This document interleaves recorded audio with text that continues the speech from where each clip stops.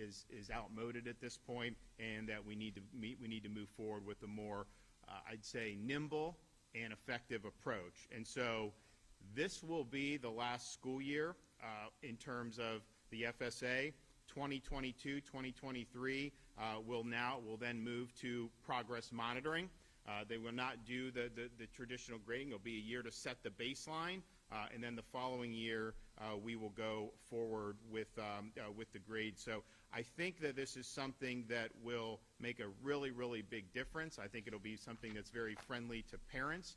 I think it'll be something that the teachers will appreciate because they'll be able to make adjustments and really focus on the unique needs of each individual student. So I want to thank Richard Corcoran for helping us devise this. This will be one of our top priorities in the upcoming legislative session, and I imagine we're going to be able to get a lot of support for it. And here to help everyone understand what potential this has, we have a number of folks. We have Sarah Hall, who's going to come. She was the Teacher of the Year up in Seminole County. Christina Alcoin can also talk about from a teacher perspective. And then Alexandra Alonzo is going to talk about it from the parent's perspective. And so, Sarah, if you're ready, can you come up and talk about this? Thank you, sir. And tell them who you are and what you teach and everything. Of course, thank you. Good morning. My name is Sarah Hall. I'm an educator of 19 years here in the state of Florida, and I'm the 2020 Seminole County Public Schools District Teacher of the Year. For the first 17 years of my career, I taught primarily in a kindergarten and first grade classroom, which are non-FSA testing grades. I relied solely on progress monitoring data to be able to meet the individualized needs of my students by analyzing their data and being able to provide targeted, individualized interventions in a timely manner to be able to mitigate student achievement gaps. This progress monitoring were snapshots throughout the school year, which allowed me to not only meet the needs of my students who had some learning deficits and needed to improve, but also was able to provide me the opportunity to give my students meaningful enrichment when needed as well. The best part is that with this data, I was able to not only intervene in a timely manner, but we had more focused, more precise projections for student achievement, which led to 0 caregiver surprises.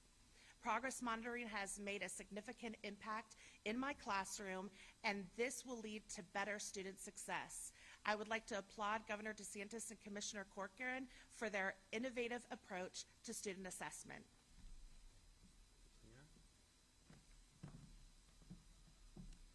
Good morning. Thank you for having me here, Governor DeSantis. My name is Christina Alcoin. I have been at Doral Academy for 7 years as the special education teacher. And exactly what Ms. Hall was talking about, we do exactly the same thing here with the progress monitoring. Is individualized, and it is 100% targeted towards that student, especially in the field that I work in, which is the individualized education plan. Here at Doral, we do provide a rigorous and challenging curriculum for all of our students. We ask our very best to put forth their maximum effort, but we also do provide those tools, those resources, those supports needed for them to meet those high expectations. Our students with disabilities are also called to meet those high expectations. These students have been accepted into reputable universities such as SCAD, FSU, UF, UCF, with the supports that we provide here at our school. In particular, one student that comes to mind started here in middle school. He struggled at the beginning, diagnosed with autism and ADHD,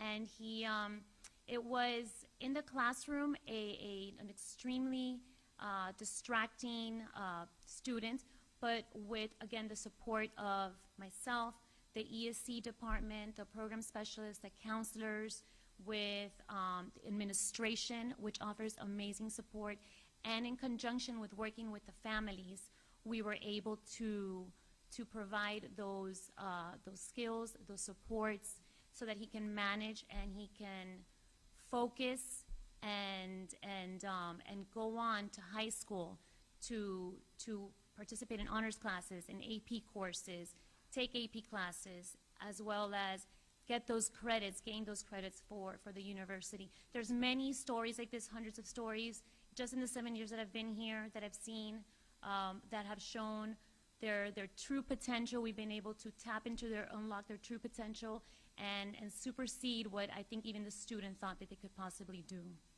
Thank you. Thank you so much, Governor DeSantis. Thank you. Okay, we have Alexandra Alonso, a parent.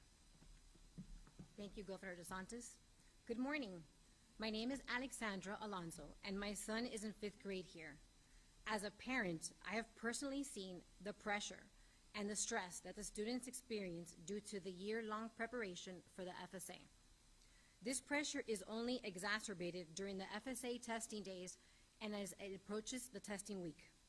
Having family members who are also teachers, they have also shared with me the pressures from an educator's perspective. The day-to-day curriculum is already challenging enough for our kids. I agree in eliminating the FSA so that students can really learn and teachers can continue to teach. Accountability for schools will always be in place, with other metrics, and continuous progressive monitoring will shape the framework for continued student success. Thank you, and God bless our children. Thank you. All right, Richard Corcoran.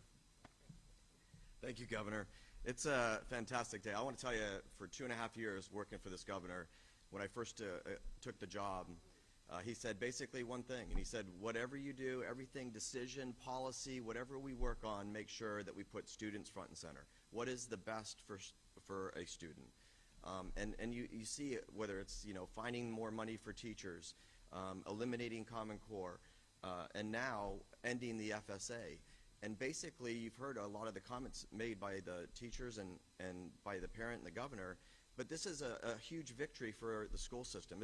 I call this V-Day, because you're taking, basically from April and May, we basically shut down schools for testing. And we noticed this when we had, unfortunately, one of the silver linings of COVID was when we shut down the schools and we got rid of the FSA for the remaining of the school year, because that's what we did. What we noticed by looking at the progress monitoring, something that's done in every single school district, we looked at the progress monitoring data because that's what we still had. And what we noticed was, as the governor said, that the FSA is kind of antiquated. With algorithms and where we are with computer technology, we can take that progress monitoring data and have the exact same accountability system, protect what has been absolutely instrumental in the state. Our accountability system, before it, we were in the bottom 5. Now we're in the number 3 in the nation. So, and who benefits the most are your low-income kids, your minority kids, children with unique abilities. Those are the folks who have benefited from our accountability system.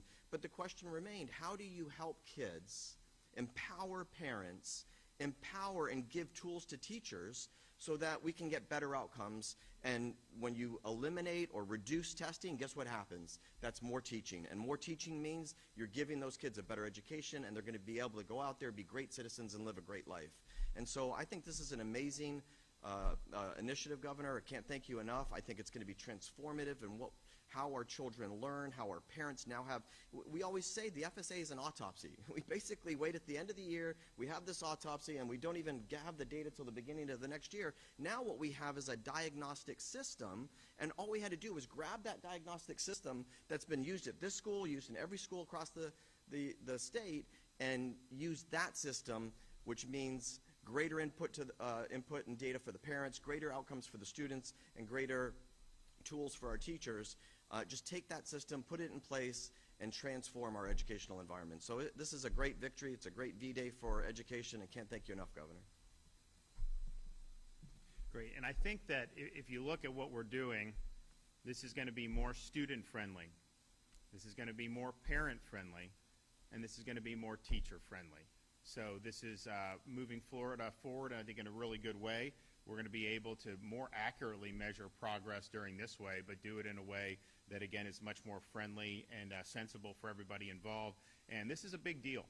This will be a big part of what we're trying to do next legislative session. I think we're going to get a lot of support for it, and I'm confident we're going to get it done. But this is a real big deal for our state and for our parents and for our students and teachers, and it builds off a lot of the success that we've had over the last 2.5 years. We were, for example, in the most recent legislative session, we were happy to be able to provide $1,000 bonuses for all teachers and principals. They worked really hard last year, and they deserved it.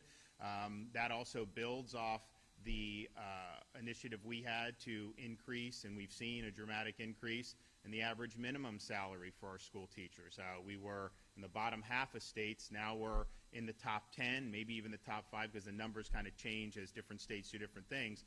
But the bottom line is we've understood the need to try to attract really bright young people to go into this profession, because we understand how having a good teacher makes a lot of difference. We've also done more to expand school choice, and here at Doral Academy is a good example of, I mean, you guys have a waiting list. Where's the principal at? I mean, how long's your waiting list? 4,000 students on the waiting list because they're doing well. Parents see that this is a great place to be, and particularly in Miami-Dade, you have 70% of the students are in some type of choice, either within the school district, within a charter, or within private scholarships. So we've really supported that, and I think that really makes everyone do better and certainly provides parents more options for that. We've made a big push for American civics. I mean, we've got it in the high schools. We were able to do a program for a civics boot camp for teachers where they can earn a $3,000 bonus to go and do this, and we think it's important that we're teaching kids about the country's founding and the history and everything like that, so that they're able to discharge the duties of citizenship. And we've also made a big push, not limited to our state colleges, which had kind of been the focus, but more bringing in the high schools, about vocational education and skills-based education.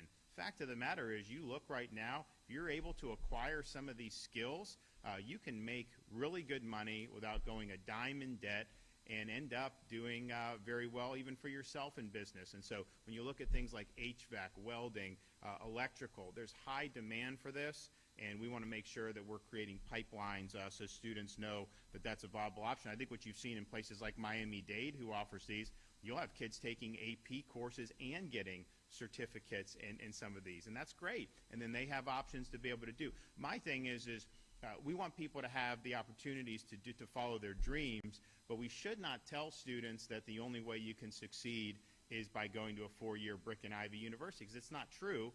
Students are succeeding in a variety of other ways if they have skills, and they're able to acquire skills in ways that are cheaper in many cases and more effective for them. So we just want that. No, there should be no stigma about people that are going into some of these professions, because they're very productive folks and they do very well. And to me, I was like, if you go into 4-year and you do well, great. And a lot of people do that. And we actually incidentally just got ranked number 5 for the University of Florida for the top 5 public universities in the country. That's a great thing. We're obviously very happy that we've kept college affordable in Florida at our state university system, holding the line on tuition. So that's a good value. At the same time, you do have students that will go very, very deep into debt in some of these universities and then end up with a job that doesn't even require that degree. Then that debt really weighs them down. So we just want folks to know there's a lot of options and then provide that. So this is good.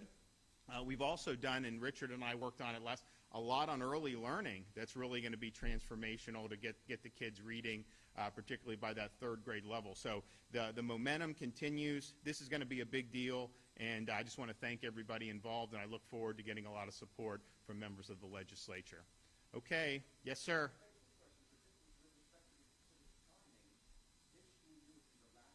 Yep. Yeah, and that'll be the benchmark year.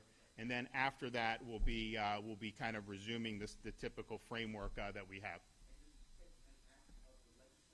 It does. It does. It is. So what we'll do, we're going to work on the legislation in the coming weeks, and we'll be working with the legislators to find the sponsors. But we've already spoken with Speaker and the Senate President. I know Richard's been discussing it, and we've gotten great feedback. He's also spoken to a number of folks, a number of the superintendents, and gotten great feedback. So I think we've hit a real sweet spot here, and I think that you're going to see a lot of support for it. Yes, sir.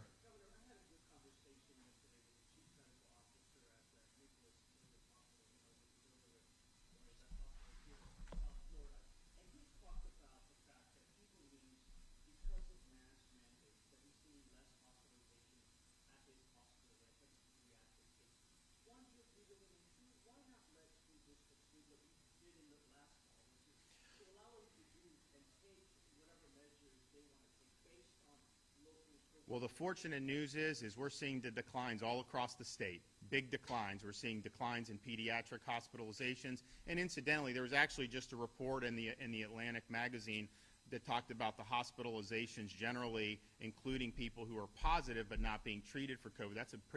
That's definitely a big part of the pediatric as well. So, but we're seeing declines. Richard has the numbers. I think 65 of the 67 school districts have seen declines in cases. Of the ones that have double-digit percentage declines, I think Allbird Brevard have been parental choice districts, max optional. So I think we're seeing the trend regardless of intervention.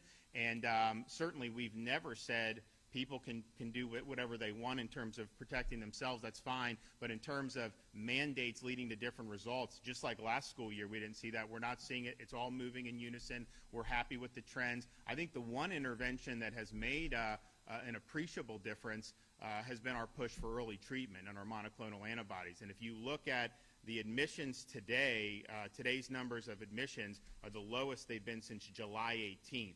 And you look when these centers really started